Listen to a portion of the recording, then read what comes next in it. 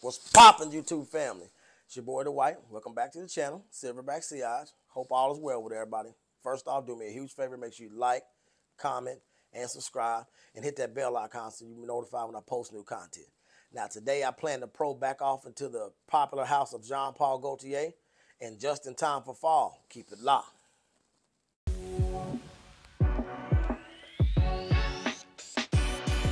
Well, let's get down to the meat and potatoes.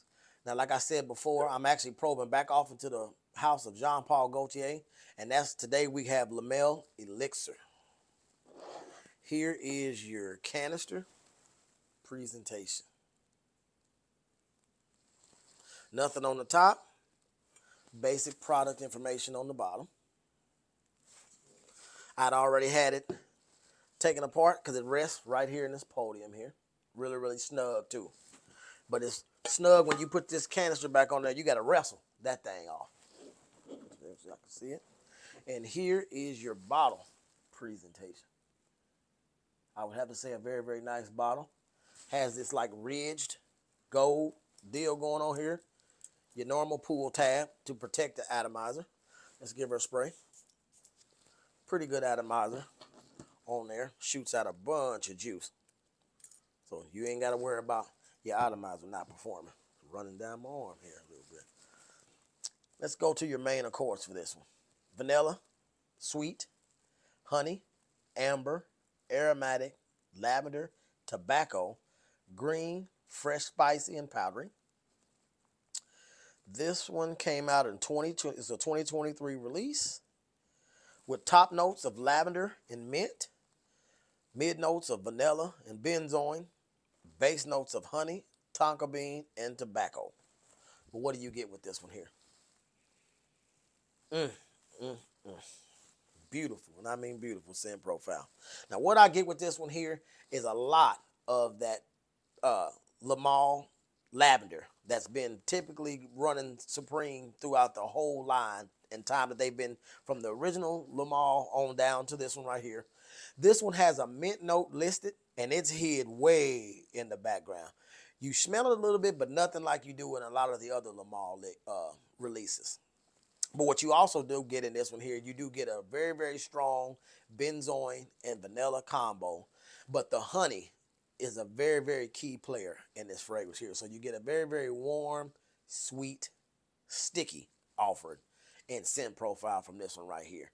But as it begins to dry down, the vanilla and benzoin continue to hang around, and so does some of that honey, but the honey begins to subside, but that's about 3 hours in. It's not crazy as far as the projection of this fragrance outside of the first hour, hour and a half. It begins to come closer to the skin, but it's not a skin set by no stretch of the imagination. Now, this one here doesn't have a whole lot of spice, but you do get that tobacco, moist tobacco nuance throughout the lifetime of this fragrance. So the number one notes in this, you do get that lavender sitting in the background, but you get some warmth from the vanilla benzoin combo, and that tobacco complements the honey perfect. If I was to say fall was in a bottle, this would be right at the top of the list as far as the scent profile fitting the season that we're getting ready to go into in about 2 weeks. Overall performance, I sprayed this on and actually wore this thing to work. It lasted 7.5 hours on skin and clothes, but I can still smell it on my shirt well into the 10-hour mark when I got ready to get home and I ate dinner and got ready to take my shower or whatever. So it's not weak by no stretch of the imagination. I would have to say out of everything I've smelled from the Lamel line, this would be my favorite overall.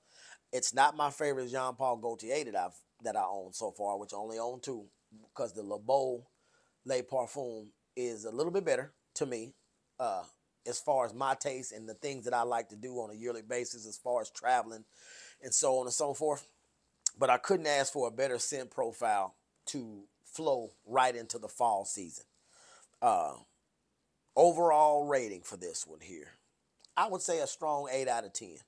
No doubt about it. It's one that I'm going to be reaching for quite a bit in the fall. I will be able to reach for it in the wintertime because it does have enough power to be able to fight and compete with the cold temperatures, but to me, fall's perfect, especially when you invest in you some of them turtlenecks and nice blazers or nice button-up shirts, dressed like I am now.